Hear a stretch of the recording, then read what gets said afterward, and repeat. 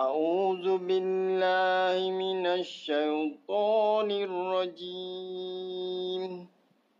بسم الله الرحمن الرحيم.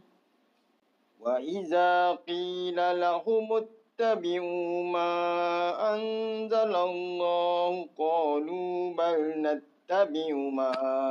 ألفينا عليه آباءنا أولو كان آباؤهم لا يعقلون شيئا ولا يهتدون ومثل الذين كفروا كمثل الذي ينعق بما لا يسمع إلا دعاء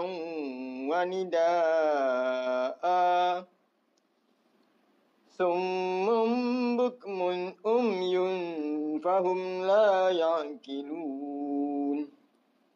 يا أيها الذين آمنوا كلوا من طيبات ما رزقناكم واشكروا لله إن كنتم إياه تعبدون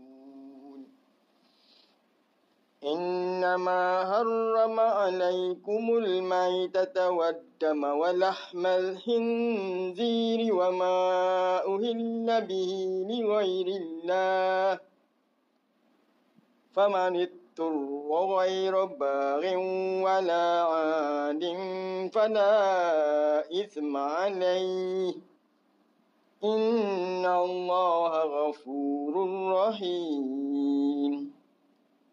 إن الذين يكتمون ما أنزل الله من الكتاب ويشترون به ثمنا قليلا أولئك ما يأكلون في بطونهم إلا النار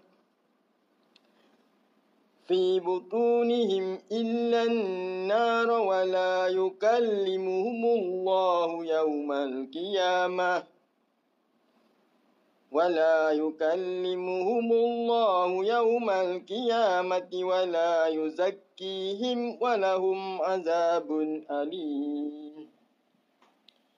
أولئك الذين اشتروا الضلالة بالهدى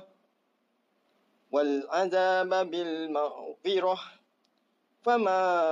أصبرهم على النار ذلك بأن الله نزل الكتاب بالحق وإن الذين اختلفوا في الكتاب لفي شقاق بعيد صدق الله العظيم.